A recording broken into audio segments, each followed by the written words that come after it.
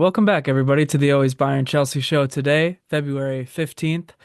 Recording this one right after Bayern Munich's shocking but fair 0-0 draw to Bayer Leverkusen. Jim and I were down at the Old German Beer Hall in Milwaukee, braving the snowstorm, watching this one. And we also have another match to talk about, Chelsea's poor, embarrassing showing against Brighton.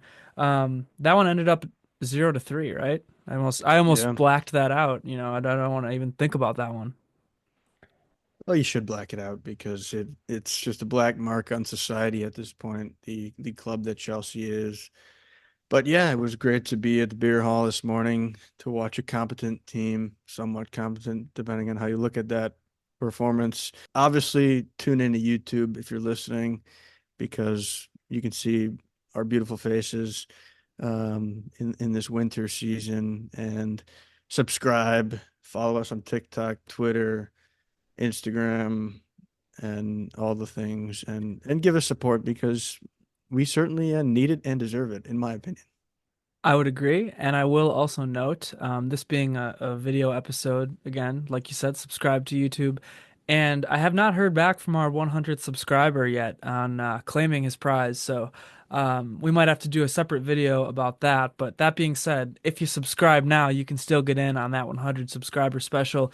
We'll either do 5 minutes on air if you want it, or I'll ship you my Bayern Munich cards from this 2024-2025 team season. So you can pick your prize. And again, always thanks for sticking with us. Thanks for subscribing. But yeah, I mean, let's jump right into it. We here in Milwaukee have been braving massive snowstorms. I mean, we probably got maybe 6 or 7 inches of snow the other day, and then maybe 3 or 4 last night, and it kind of snowed a little bit again today. So we really, have been kind of braving the elements to bring these episodes to you. As I say, sitting in here in my nice warm house. But no, it's been quite the ride the last couple days, and good weather for watching football, I suppose. Yeah, the weather has been crazy, but thankfully we have these teams to watch and root for. And even though Chelsea is, just a horrendous team at the moment, it's still a team that I love and will support to the end. So that's kind of how I want to say my feelings about Chelsea right now. And frankly, we don't need to discuss this match in particular in the specifics of it. They lose 3-0, as you mentioned, and it's the same story we've seen the last 9, 10 Premier League matches now, where it's a lackluster, low effort, uninspiring brand of football. Yeah, agreed. I'm starting to get um, over Enzo Maresca at this point. Again, I'm not in the weeds with Chelsea as much as you are or other hardcore Chelsea fans are, but I've mentioned this to you over text. I'm just getting tired of listening to his interviews saying that they're not a top team, this, that, and the other. It's going to be a couple more years till they're really competing, and I don't know. I feel like they have the talent to compete. I feel like the beginning of this year showed me that they could be a competitive team. And I also feel like if I were a player and my coach was talking like that week in and week out, it would just really bum me out. And, I'm not saying you got to go to the media and say we're the best team in the Premier League. You can be honest about some things, but it's just not my personal style and not how I would like to see things happen. I think you gotta, again, with the talent and the start of the season that Chelsea had, I think you gotta be a little bit more of a leader than that. And I think, it's obviously not all on the coach. It's not all on Enzo Maresca. The players have to step up as well. But I'm just tired of seeing this lackluster brand of football, like you said, from both the manager and the players. Yeah, it's crazy because at the beginning of the year, all the talk was Chelsea have way too many players, and how are they going to manage all these personalities and talented guys? And I would have kind of agreed at the time, and now I look at the team, and yes, they do have some injuries and whatnot, and they've sent some guys away, but I look at the team, and I was telling you the other day, I just don't think they have that many talented players, and it's the same squad, which means either Enzo has caused some of them to be worse than they were toward the beginning, or there's just other problems, whether it's fit or whatever. And I think it's all the above. I think the squad has been built terribly, just trying to be young, and that's about it from a sporting director perspective.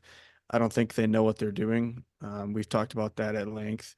And I think Enzo right now is just really struggling to find a way to bring this team together. So I think all those things can be true, while the players also have a say in not playing up to their standards. Yeah, that's a good way to put it. I mean, just a couple things about this match.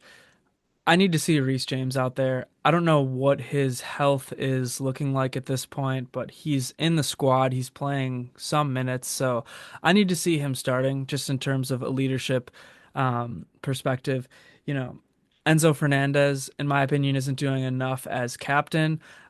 Everything's wrong with Chelsea right now, so it's not worth it to single out one particular player. I want to see Reece out there is my point. I look at Reece James as more of a captain type, as more of a leader type.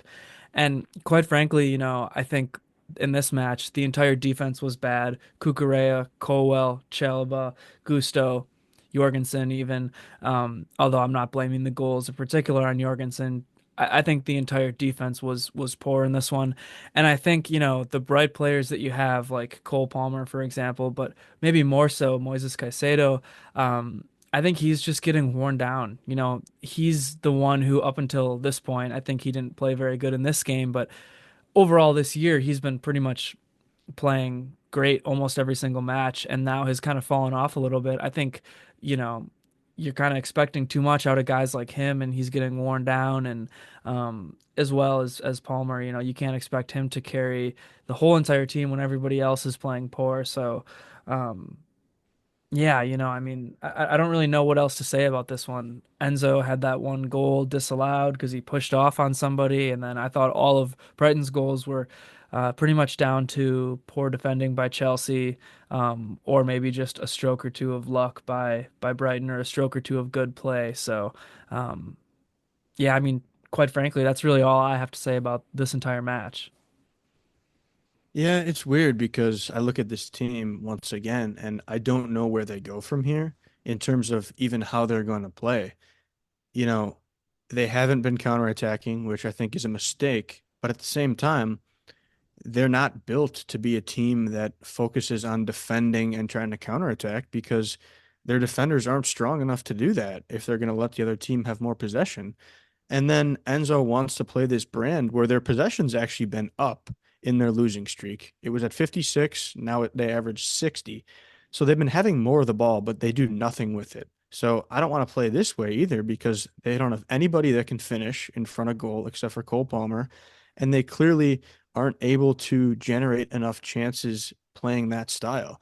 So I don't necessarily know if there's a mix where you can try to go back to maybe having less possession and trying to counterattack.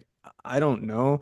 I think Enzo's really just going to have to dig deep and come up with something that's outside the box thinking because you can't do what you've been doing. This is what he did last year at Leicester, and he almost choked an insanely large lead to win the championship.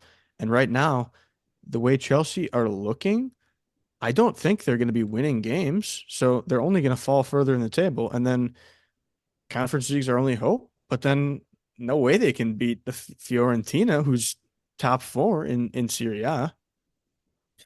Yeah, I mean, look, it's going to depend on the opponent that you play, but in my mind, this Brighton match, what I wanted to see was more long balls through the middle. I wanted to see more out of the midfield. I thought that Enzo Fernandez and Moises Caicedo could have dominated the match in terms of similar to how Brighton and Chelsea played each other a few days before this one. A stretched pitch, and I think there was room for long balls up the middle. I think, if you're playing a team that's maybe going to sit back and do more of a low block, what you're going to want is a guy like Pedro Neto crossing balls in from the side, maybe even a guy like Sancho on the other side, making moves inside the box. You're going to want more activity out of your fullbacks inverting and trying to play balls in. You're going to want Enzo Fernandez to be more of that like attacking midfielder, or at least distributor producing balls into the box, and you're going to want Palmer there receiving those balls and maybe getting shots off. In Kunku, I don't know what you'd do with him right now as a striker because I don't think he is a striker. So um, I think you got to play with maybe Palmer as a false nine or using Kunku in that kind of 10 role because I don't think you can lead the press with Nkunku. I've seen enough where I don't think that's going to work. So, um, hey, it's a lot easier to armchair quarterback and sit back here and give my tactical ideas, but that's what I would start to do. I think Enzo is kind of putting his head in the sand and being a little bit stubborn and just playing the same way. I mean, he ran out. Is this the exact same lineup they played Brighton against a few days ago? And that clearly didn't work. You know, I guess Jorgensen maybe did Sanchez play the first one? Yeah, and they had Chalaba and Colwell, where Colwell didn't play, I think, against Brighton the first time. But it's interesting because Enzo, I think, has been a reason that they've struggled lately. But going forward now, I really won't be blaming Enzo much further because I don't think there's anything else he can do now at this point. He's been part of the problem, but now the way these players don't fit together and Noni has gone out, he's probably going to be injured for the rest of the season with a hamstring injury. So I really don't see what they can do. So I think honestly, if he gets us to top five Champions League, he to me that would be an incredible job. Incredible. Because we're so thin at this point and the way we're struggling to take a young team at this point in the season back up to top five, I think would be such a good job. And then he has to win Conference League as well. But it's just interesting. And I don't know. I'm just at a loss because it's tough to say where you go from here. I'm going to keep saying that, but it's true. You almost have to just hope for the best.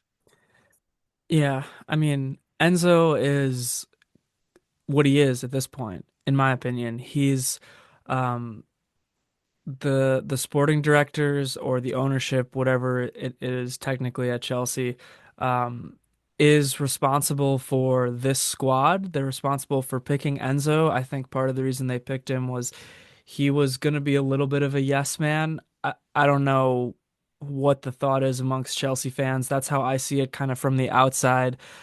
He's certainly not like a Tuchel or somebody who's a little bit more established and a little bit more like outwardly bullheaded and that they have their certain demands for the squad. Enzo to me seems like he was willing to kind of do what the sporting directors wanted. Again, that's just how I see it from the outside. Don't know if that's what the insiders are saying, but he is what he is at this point, and Chelsea's squad is what it is at this point. So it's like step up right now, um, or I guess you don't deserve to be in Champions League. Yeah, it's interesting. I'd say he's maybe a soft yes man where he's not going to be pushing, pushing, pushing for certain players, but I think he has input and there's a little flexibility on each side. I think if it's true what they're saying now that they told him they don't expect Champions League until next season, I think on one hand it makes sense because they wanted to commit to somebody for more than 1 year. On the other hand, it's crazy to have that kind of a mindset when you're Chelsea, especially after finishing sixth and finishing the year as the hottest team in the Premier League, essentially. So all those things combined, I don't know. It's very interesting, and Chelsea has the talent right now. Um, we'll just have to see what happens. I think it has to turn into a situation where Enzo tells his guys, look, we right now can recognize ourselves as the youngest team in the Premier League, basically second youngest in top five leagues in Europe behind Strasbourg, actually, the other blue coat team. We're young. We're fresh. We have talent. Let's just be underdogs and go for it. And that's, I think, if you simply present it as that and then make that your style as well, aggressive, don't care about giving up goals. He always says, the way our style plays, like we're gonna expect to give up some bad goals. Like, okay, so play like that. Play like that. Be not caring at all about giving up goals. And then if you freaking play poor the rest of the year, fine. You're playing poor now anyway. So just go for it. Yeah, I think, I think you have to, as a manager, you have to have a style. You don't have to be so stubborn that you stick to one certain style no matter what, but you have to have an identity. I think that's the word I'm looking for. You have to have an identity and you have to believe in that identity, and that's how you have to go out if you're going to go out. You can't look like how Chelsea has looked recently, in my opinion, especially with the amount of money they're spending on players, especially with the quality of players that they have. They have a lot of injuries right now. Sure. And that's a tough thing to work with. But there's a lot of squads that have a lot of injuries right now. And I think you have to finish fifth, at least if you're Chelsea. Um, you know, I always am gonna respect Man City no matter what, but they had the worst run in the Premier League for a while. Liverpool is having an unreal season. Obviously, you got Arsenal and Forest is playing great. And then, like I said, I respect City a lot too, especially with Marmoush. But if you don't finish fifth, especially with the start that you had as Chelsea, I don't know. I mean, yeah, find an identity, stick to it, and that's how you're going to end the season. Don't wobble around and be like, oh, we're not expected to be good anyways, and this, that, and the other, a lot of injuries. It's just, I don't want to watch that brand of football, and if I was a player, I wouldn't want to play it either.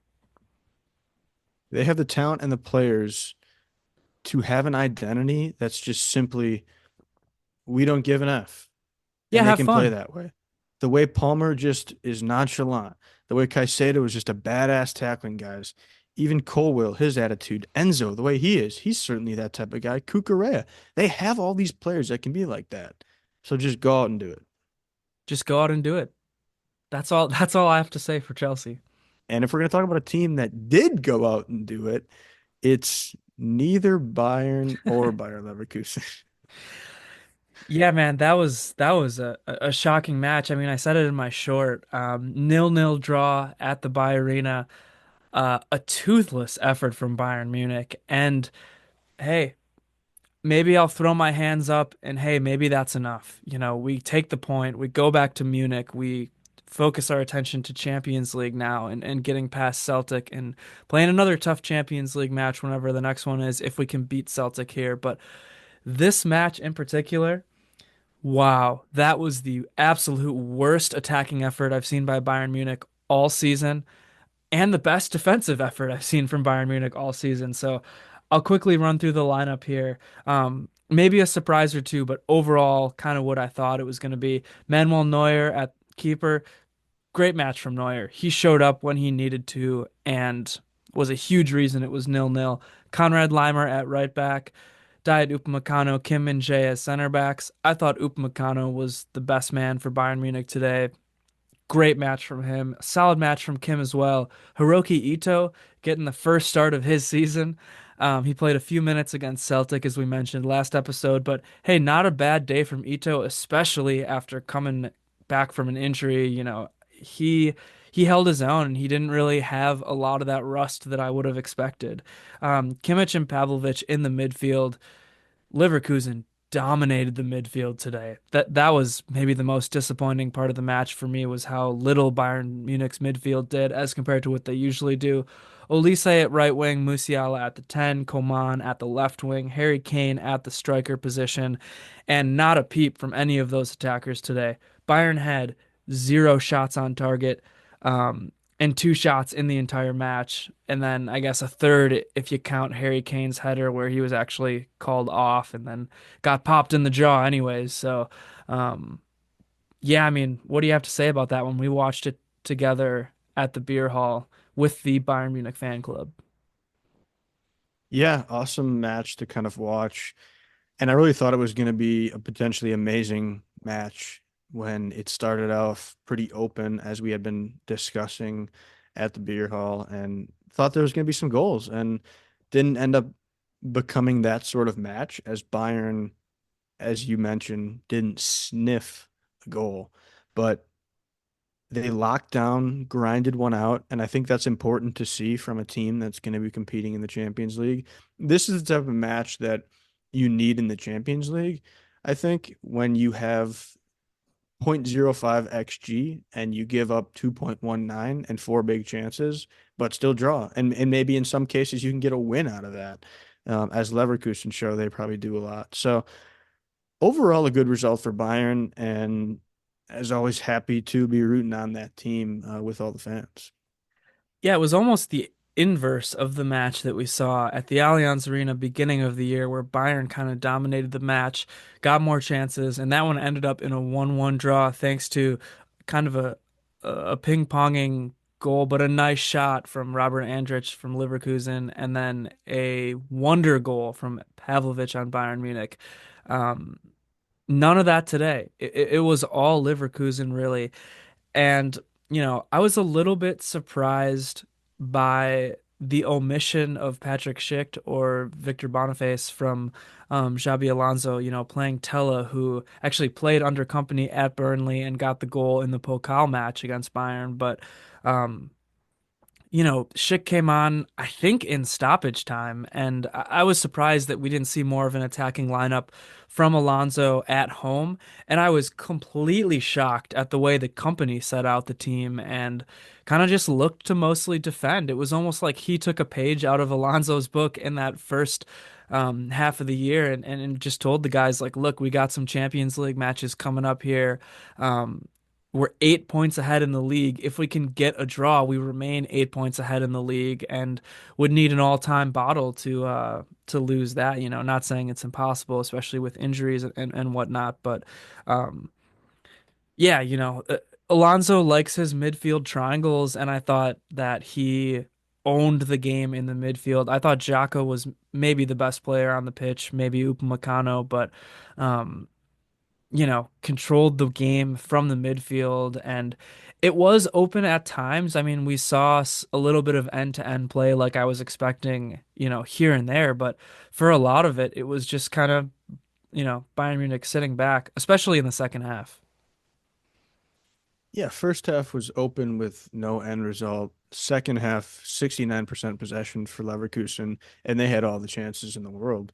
So, yeah, to me, I feel like the last couple of weeks I've just been trying to get in the mind of Von Sohn company and try to imagine myself as him and picture his thoughts. And maybe what you said is correct with Champions League football and trying not to wear out Musiala, Kane, even some of these guys, because when you're seeing less the ball, they're gonna have less work. And yeah, they really just needed a draw today. They didn't need to go too hard. It was a more important match for Leverkusen, certainly. Um, but I don't know. I still don't think Von Sohn would just throw in the towel in a match like that. So it could have just been both, as you mentioned as well, that Alonso was tactically better on the day. Yeah, I think Company got outclassed tactically. I think he's in a little bit over his head against some of these world-class coaches, the Xabi Alonsos of the world, the Hansi Flicks of the world, hey, even the Emerys of the world, against Villa in the Champions League there. But that being said, there's obviously like um, pros and cons about a coach like Company. Company's seems seemingly has been great for the locker room. As opposed to a guy like Tuchel, who was horrendous for the locker room. Company seems like he's doing enough to do well enough in the league. I mean, he's gotten so many points in the Bundesliga for the games that Bayern's played. 22 match days. What are they at 55 points now or something like that? I mean, that's maybe the best in Europe. That's up there with the best in Europe in terms of points per match for sure. In domestic leagues. So on one hand, I think he's turning the ship in the right direction. But this match was another match that just proved to me that I cannot expect Bayern Munich to make a deep run in the Champions League. Which maybe isn't the worst thing. And yeah, you're right about the Bundesliga.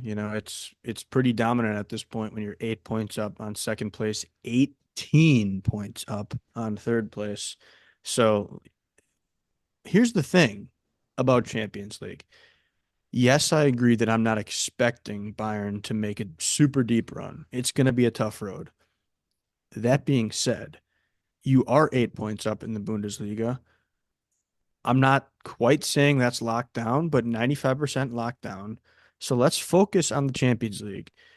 We'll hopefully breeze past Celtic here this coming week when you're already up heading into the Allianz Arena. Then you're going to get, what is it, Atletico or Leverkusen, Yep. I think, right? Yep. So Yep. you feel fairly solid of those chances. And I say fairly solid because you know what to expect from Leverkusen. And still, Bayern is more used to the big stage. Leverkusen, you just never know. It's it's not like they've been in the Champions League forever. So, and Atletico, I just don't think they're having a good year, but I think Bayern's more talented overall. So, but the point I'm trying to make here ultimately is when you can focus more on the Champions League and maybe have a small underdog mentality, that's not the worst thing. Yeah, I mean, this month is really tough for Bayern. If we get through this month in a decent position, I'll be feeling a lot better. I mean, we have Frankfurt and Stuttgart coming up in the Bundesliga. And obviously the double Celtic Leverkusen match here, 8 days or 7 days is crazy.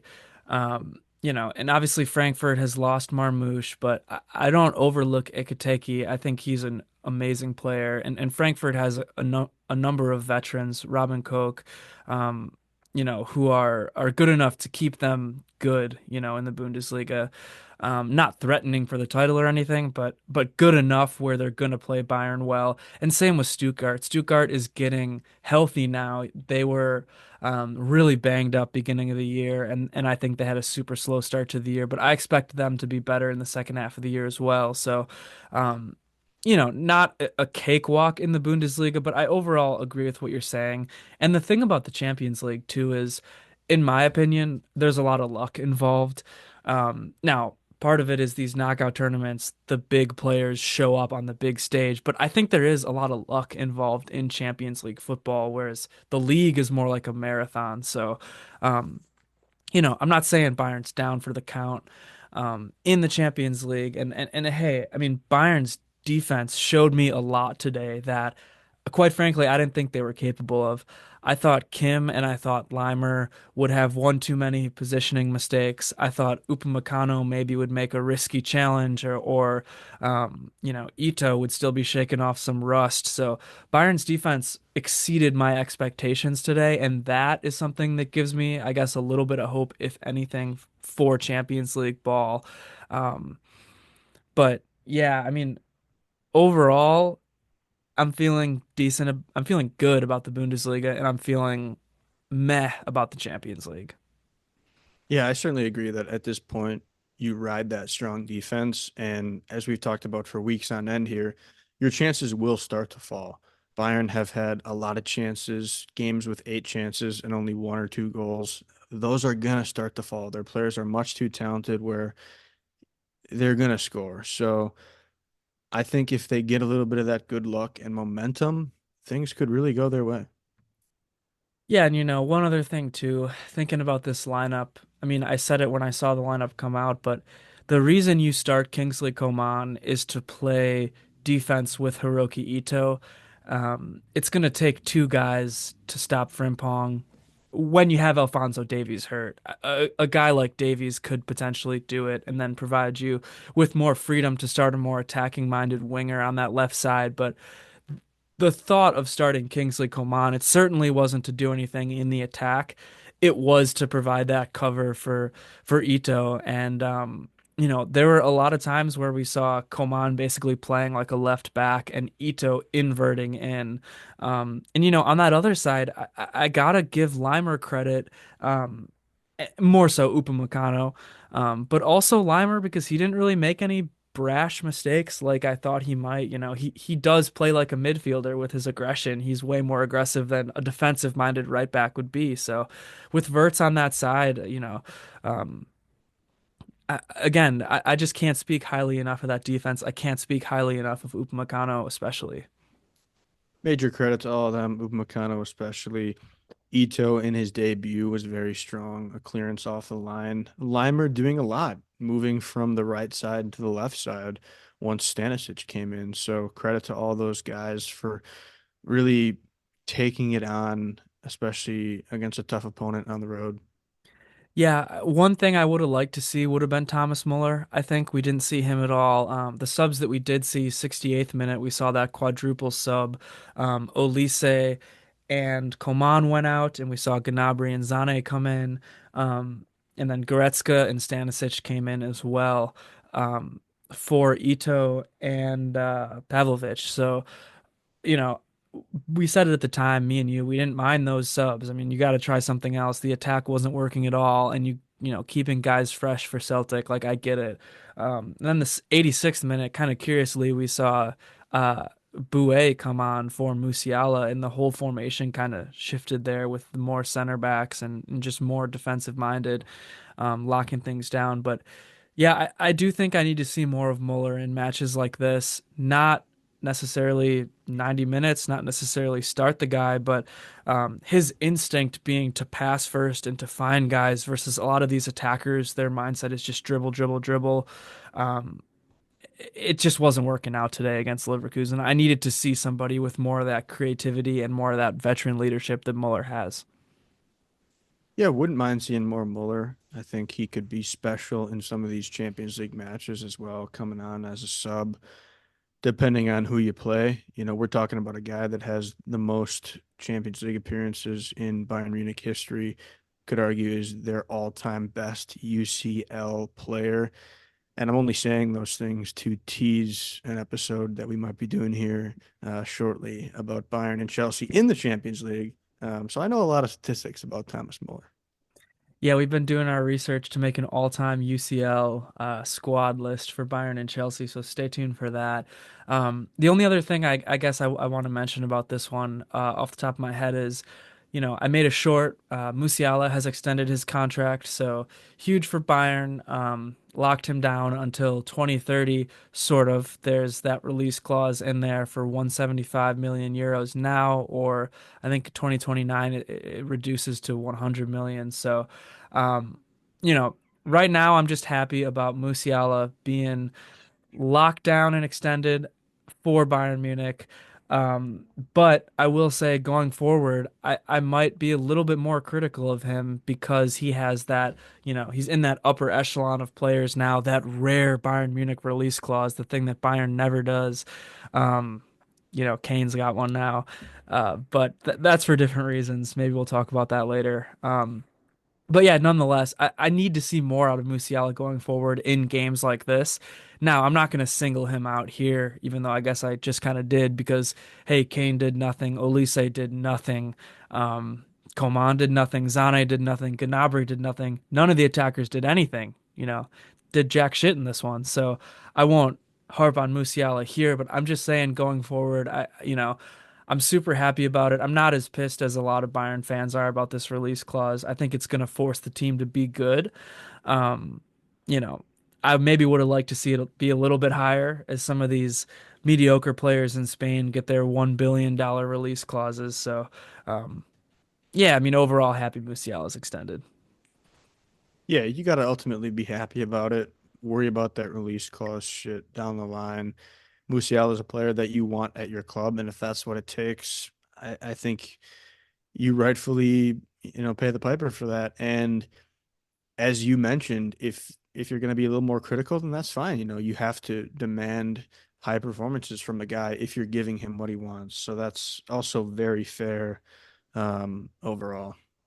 Yeah, that's kind of my mindset. Like, look, he's obviously putting pressure on the club to be good, as he should. I mean, a guy of his with his ceiling, and that's what Bayern's paying for, right? They're paying for his ceiling. Not saying he hasn't shown it yet. He's been great, but obviously they're paying that level of top dollar for his ceiling, and he's expecting the club to be good, so I'm gonna expect him to be a top player. Fair, Musiala? You got me on that one? Fair, fair, and I think he would agree. Cool. Well, I think that's how we can leave it for this Bayern Leverkusen match. Really, not a lot of match actions to talk about. I mean, Neuer had some key saves at the end there. That's one thing to mention to all you saying that he's washed up out there. He had some absolutely clutch saves that Peretz, Nubel, whoever else, you guys want to start for Bayern, wouldn't have made. So there's that. Yeah, studs stepping up in big spots. Neuer will always be that guy. Yeah, well, we look ahead now, Bayern, Celtic midweek. We'll give you coverage for that one, as well as Frankfurt over the weekend. And yeah, that's really all I have to say. Chelsea, their next match is against Villa. Yeah, against Villa next Saturday, I believe. Yeah, and not much lately. I did actually see here yesterday, I think, late Chelsea made a signing of top Yemen product 14-year-old kids. So typical Chelsea.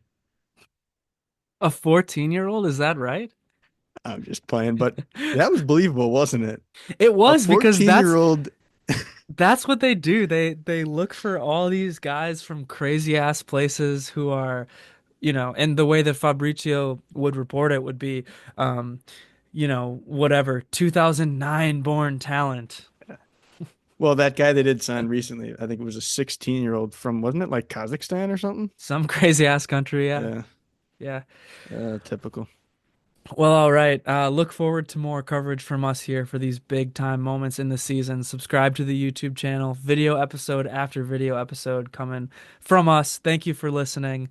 Thank you for watching. Again, subscribe and get in on that 100 subscriber special because our man is not responding to us. So we will um, put it out to the public for this huge opportunity to get on air or win some cards. That's going to be it for me today. I'm going to go out, play in the snow, do some snow angels, and maybe I'll throw a couple snowballs all the way over to your apartment building there. Sounds lovely. Mia san Mia. Up the Chelsea.